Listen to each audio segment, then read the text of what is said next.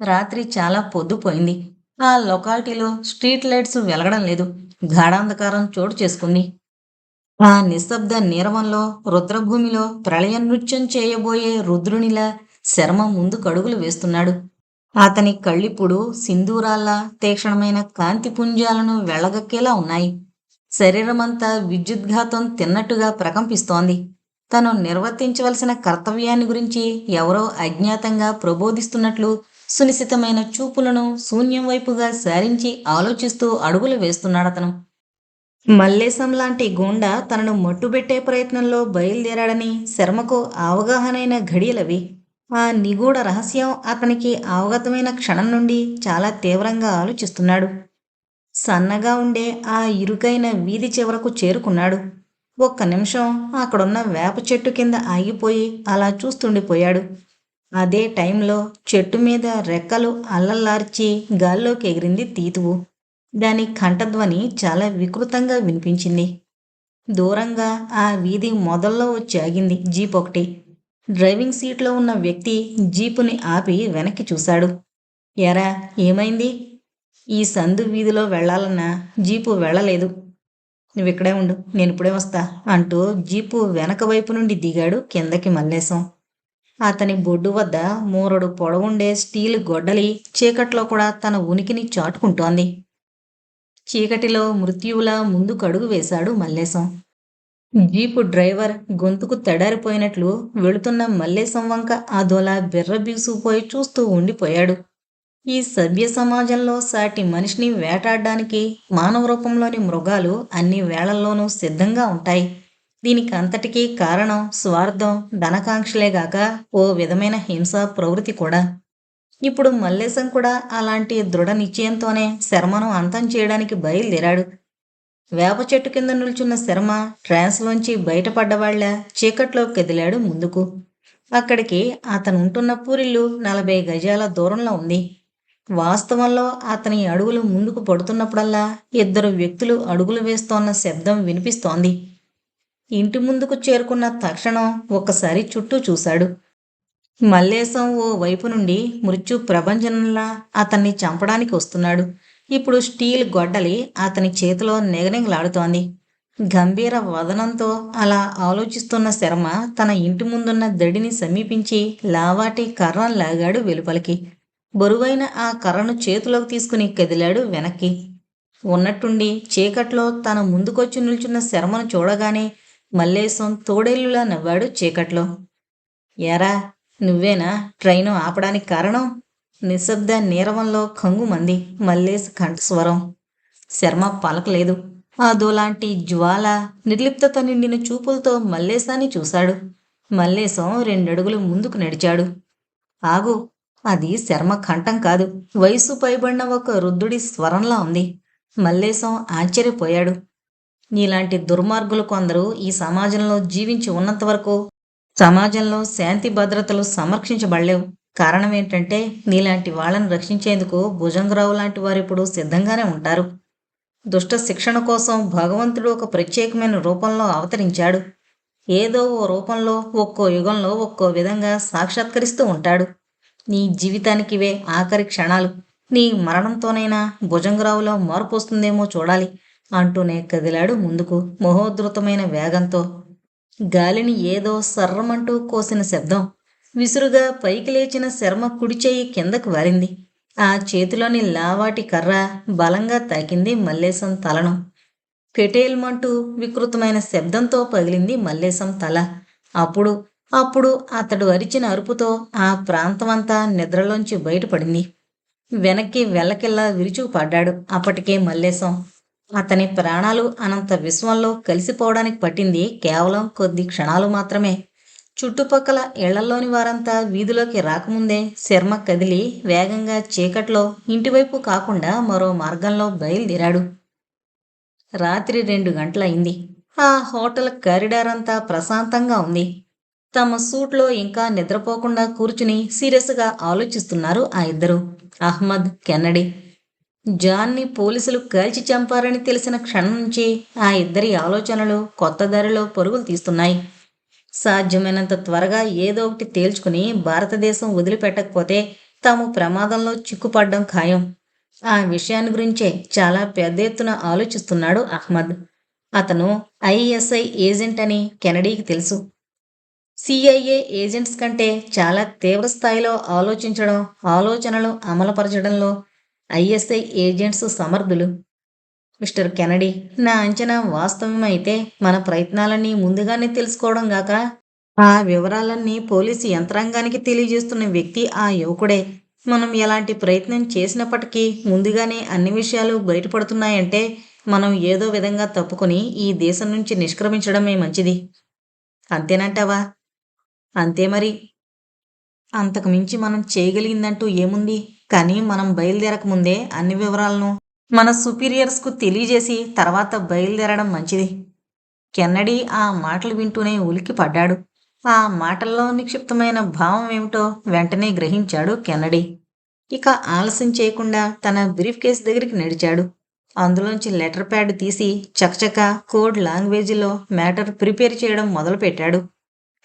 అతని కదలికలు చూడగానే అహ్మద్ కూడా తను మెసేజ్ని రెడీ చేయడం మొదలుపెట్టాడు. అదే టైంలో ఓ వైపు నుండి పోలీస్ ఆఫీసర్ రామ్ కిరణ్, మరో పక్క నుండి శర్మ ఆ హోటల్ వైపు వస్తున్నారు. కానీ అందరి అంచనాలకు భిన్నంగా సాధారణమైన ఒక అమ్మాయి కాకలు తీరిన రాజకీయ నాయకులకు వ్యతిరేకంగా ఒకచోట సుదీర్ఘంగా ఆలోచిస్తోంది. ఆ అమ్మాయి విజయ.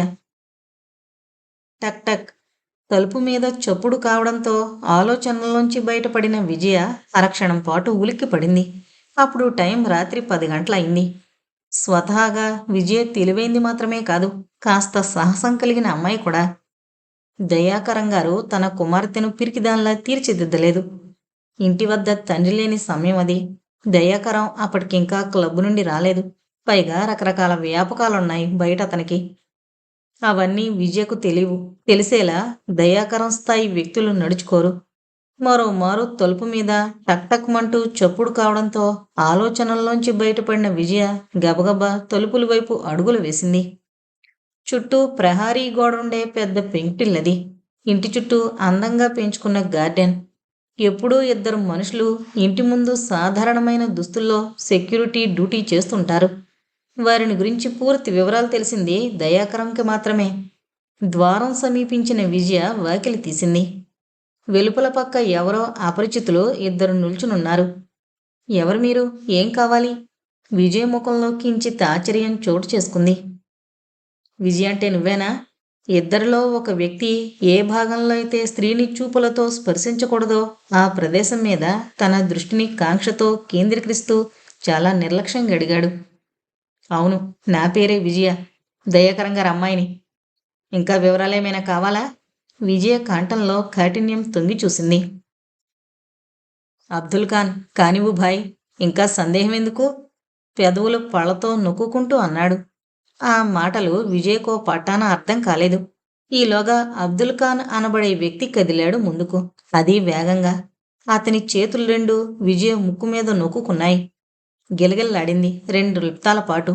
అబ్దుల్ ఖాన్ ఛాతీ మీద 2 చేతులు ఉంచి వెనక్కి నెట్టబోయింది. కానీ సాధ్యం కాలేదు విజయకు. క్షణాల్లో తెలివి తప్పిపోయింది.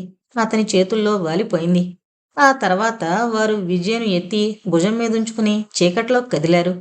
ఆ వీధి చివరకు వెళ్లకముందే జరిగింది ఆ సంఘటన. రామ్ కిరణ్ని కలుసుకోవాలని బయలుదేరిన శర్మ వారికి ఎదురయ్యాడు. ఆ అమ్మాయిని కిందకు దించండి, ఉరుములాంటి స్వరంతో చెప్పాడు శర్మ. ఆ ఇద్దరూ ఒక్క క్షణం పాటు ఒకరి ముఖం ఒకరు చూసుకుని శర్మ వైపు క్రోధంగా చూశారు. శర్మకు అర్థమైంది వారు ఎలాంటి వారైంది. రెండో వ్యక్తి తన బట్టల చాటు నుండి వెలుపలకు లాగాడు బటన్ నైఫ్ని. శర్మను పొడవాలని ముందుకు దూకాడు. అలాంటి ప్రయత్నం ఏదో జరిగే అవకాశం ఉందని ముందే గ్రహించిన శర్మ మెరుపు వేగంతో కదిలాడు పక్కకు. కదులుతూనే నవ్వాడు శబ్దం కాకుండా. వెంటనే తీక్షణంగా మారిపోయింది అతని ముఖం. అప్పుడు కదిలింది శర్మ కుడి చెయ్యి వేగంగా. బిగించబడిన అతని పిడికిలి ఎదుటి వ్యక్తి ముఖాన్ని తాకింది బలంగా.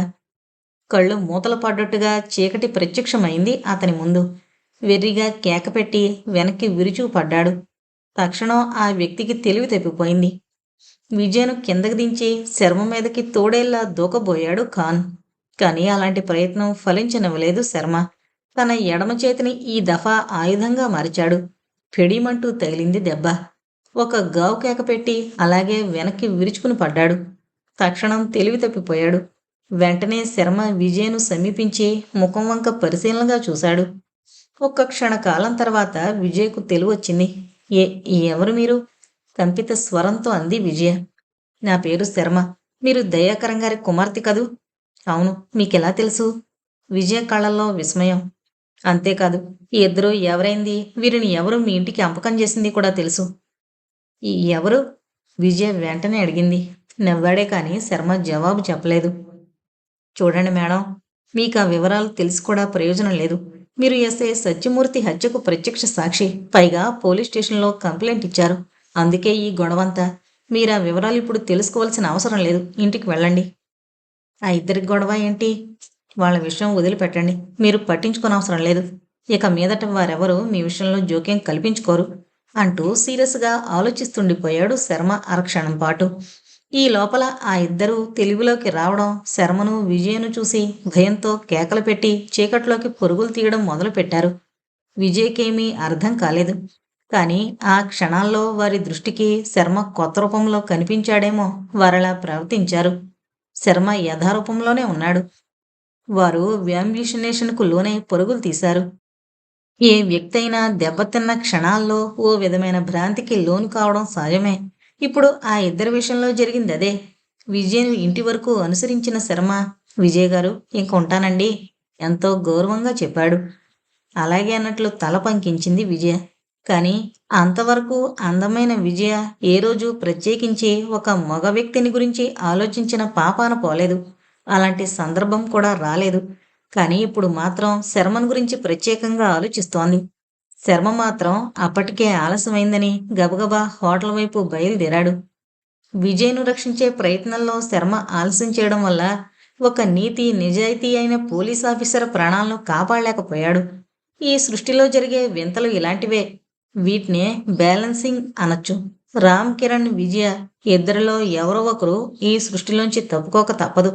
ఇక్కడ విజయ కాపాడబడింది. కానీ రామ్ కిరణ్, అసలు జరిగింది ఏంటంటే, చీకటిని చీల్చుకుంటూ శరవేగంతో దూసుకొచ్చిన పోలీస్ జీప్ స్టార్ హోటల్ ముందు రోడ్డు మీద ఆగింది సడన్ గా. రామ్ కిరణ్ కిందకి దిగాడు. సహజంగా రామ్ కిరణ్ ఎలాంటి సందర్భంలోనైనా ఒంటరిగా వెళ్లడం అలవాటు. విదేశీ గూఢచారుల గురించి ఇన్ఫర్మేషన్ అందడంతో తొందరపాటుతో ఒంటరిగా బయలుదేరి రావడం చాలా పొరపాటు. జీప్లోంచి కిందకి దిగిన రామ్ కిరణ్ 4 అడుగులు ముందుకు గేటు వైపు నడిచాడు. నిశ్శబ్దంగా ఉంది ఆ ప్రాంతమంతా.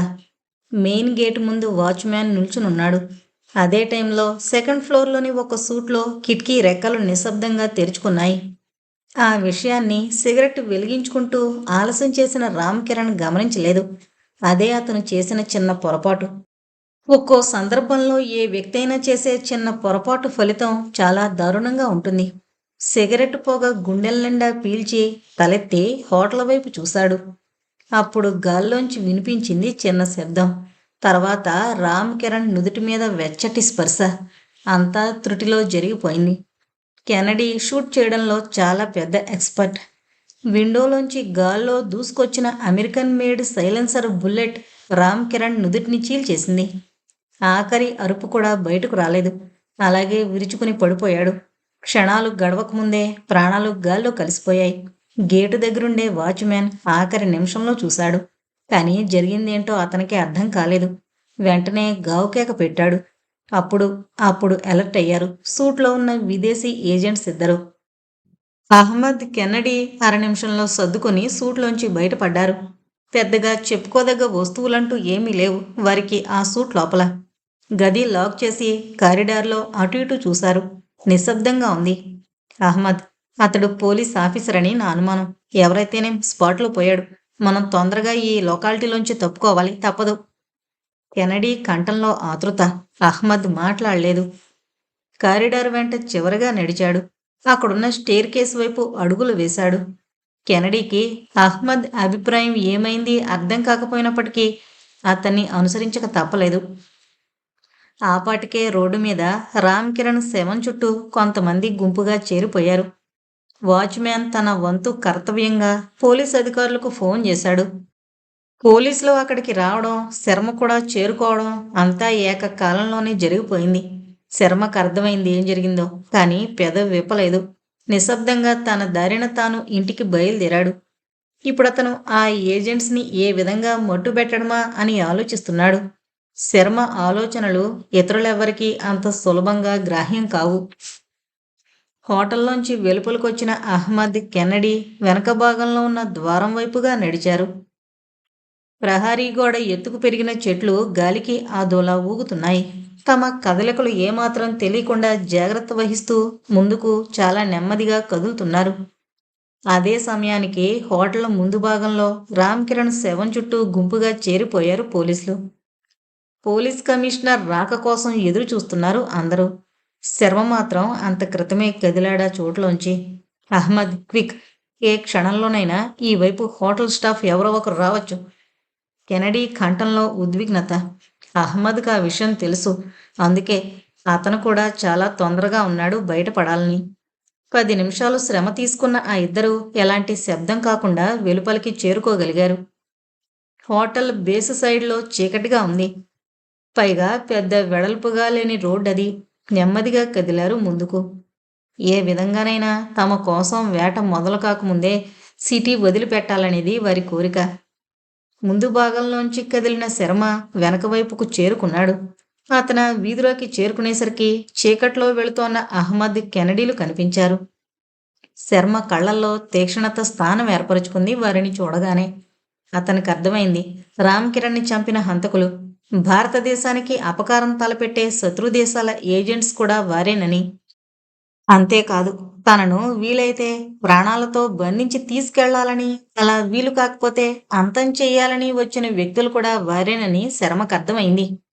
అప్పుడు కదిలాడు శర్మ ముందుకు. ఒక అస్త్రమై, శస్త్రధారిలా, చక్రధరుని భంగిమలో రుద్రునిలా, పాశుపతాస్త్రాన్ని సంధించబోయే శివునిలా మహోగ్రుడై ఆ వీధి చివరకు చేరుకున్నాడు. వెంటనే రోడ్డు పక్కనే ఉన్న ట్రాన్స్ఫారం వైపు తదేకంగా చూశాడు. రెప్పలు ఆర్పడం లేదు. విస్ఫులింగాలను వెలువరించే త్రినేత్రునిలా ఆ ట్రాన్స్ఫారం వైపు అదోలా చూశాడు. కంటికి కనిపించని కాంతి పుంజాలు వేగంగా శూన్యంలో పయనించి ఆ ఇద్దరినీ స్పర్శించాయి. కదల్లేని బొమ్మల్లా అలా ఉండిపోయారు. అక్కడ రోడ్డు మీద వారికెదురుగా నిలువెత్తున తోక మీద నిల్చుని బుసలు వెలువరిస్తోంది నల్లతాచొకటి. వారలా శిలా విగ్రహాల్లా బిగుసుకుపోవడానికి కారణం ఆ తాచు మాత్రమే. శర్మ తీక్షణమైన చూపులు వారిని ఏమీ చేయలేకపోయాయి. ఆగండి! కంగుమంది శర్మ కంఠం. ఉలికిపాటుతో అలా నిల్చునుండిపోయిన ఇద్దరూ చివాల్న వెనక్కి తిరిగారు. అదే వారు చేసిన పెద్ద తప్పు. అప్పటికే వారిని సమీపించిన శర్మ రెక్కలు విదిలించుకున్న రాబందులా ఎగిరి దూకాడు వారి మీదకి. అతని 2 చేతులు నిక్కచాపుకొని వారి కళ్ళవైపు కదిలాయి. ఒక చిన్న శబ్దం. అరక్షణం తర్వాత కళ్ళు చిట్లిపోయిన ఆ ఇద్దరూ హృదయ విదారకంగా ఆర్తనాదాలు కావించారు. వారికి అర్థమైంది, ఆ క్షణంలో తమకెలాంటి దుస్థితి ఏర్పడేది. అంతే. సూసైడ్ కమాండోస్లా మిగిలిన తతంగం పూర్తి చేశారు. పళ్ళ కిందకి చేరిన సైనైడ్ పిల్స్ వారిని లోక నుండి నిష్క్రమింపజేశాయి. బరువుగా నిట్టూర్పు విడిచిన శర్మ ఆ చోటు వదిలిపెట్టాడు. ఇప్పుడు తన ఆలోచనలు పూర్తిగా భుజంగరావు చుట్టూ కలిగి తిరుగుతున్నాయి. ఆ హాల్లో భుజంగరావు, రామప్పగౌడ మరికొందరు సమావేశమై ఉన్నారు. అందరి ముఖాల్లోనూ వ్యక్తం చేయలేని టెన్షన్ చోటు చేసుకునుంది. అప్పటికి రామ్ కిరణ్ హత్య చేయబడి కొన్ని గంటలు గడిచిపోయాయి. ఇప్పుడు వారంతా కంగారు పడుతున్న విషయం రామ్ కిరణ్ గురించి కాదు, శర్మ విషయం. ఎక్కడ తమ రహస్యాలు బయటపడతాయోనని వారి భయం. అందుకే వారంతా ఎలాగైనా శర్మను తుదిముట్టించాలని వారి అభిమతం. భుజంగరావు గారు, ఆ గూఢచారులు ఎవరో గాని ఎలాగో ఆ రామ్ కిరణ్ గారిని లేపేశారు. ఈ రహస్యం ఎవరికీ తెలియకపోయినా శర్మకు తెలిసే ఉంటుంది. వాడు తప్పకుండా ఆ గుట్టును రట్టు చేయకుండా ఉండడు. ఏం చేద్దామని మీ అభిప్రాయం? శర్మ పేరు వింటూనే ఏవో ఆలోచనల్లో మునిగున్న భుజంగరావు ఉలికి పడ్డాడు. గాయపడ్డ పులిలా చూశాడు ఓ క్షణం పాటు రామప్ప గౌడ వైపు. గౌడగారు, ఎంతకూ మీ అభిప్రాయం తెలియడం లేదు. ఇందులో అర్థం కాని ఏముంది? ఆ శర్మ కోసం విదేశీయులు సైతం తెగ ప్రయత్నాలు చేస్తున్నారంటే ఆలోచించండి. అంటే నీ అభిప్రాయం ఆ శర్మకు మానవాతీతమైన శక్తులున్నాయా? ఓ విధమైన నిరాసక్త భావం కనబరుస్తూ అడిగాడు. మానవాతీత శక్తులు ఉన్నాయో లేదో మనం తెలుసుకోలేకపోవచ్చు. కానీ జరుగుతున్న కొన్ని సంఘటనల మూలంగా ఆ శర్మ అనబడేవాడు ఎంతటి శక్తివంతుడైంది తేటతెల్లమవుతూనే ఉంది. అదేనా అంగీకరిస్తారా? గౌడ, మీ నిర్ణయమేంటో స్పష్టంగా చెప్పండి. నిర్ణయానికి ఏముంది భుజంగరావు? ఆ శర్మను ప్రాణాలతో ఉండనివ్వడం అంటే ప్రమాదాన్ని కొని తెచ్చుకోవడమే. ఇక భుజంగరావు ఏమీ బదులివ్వలేకపోయాడు. అప్పుడు సిద్ధం కాసాగింది శర్మను అంతం చేయడానికి సరికొత్త పథకం అక్కడ. ఈ సమాజంలో కొంతమంది అనుక్షణం ఇతరులకి అపకారం చేయడానికి సర్వసన్నద్ధులే ఉంటారు. అలాంటి కోవకు చెందినవాడే రామప్ప గౌడ. ఏ సమయంలో కూడా అతను ఇతరులకు ఏమాత్రం సాయం చేయడానికి ఇష్టపడ్డు. అది అతనిలోని ప్రత్యేకత. అదే టైంలో కమిషనర్ ఆఫీస్ లోపల ఉన్నత పోలీసు అధికారులందరూ సమావేశమయ్యారు. ముఖ్యంగా వారు సమావేశం కావడానికి కారణం రామ్ కిరణ్ మరణం.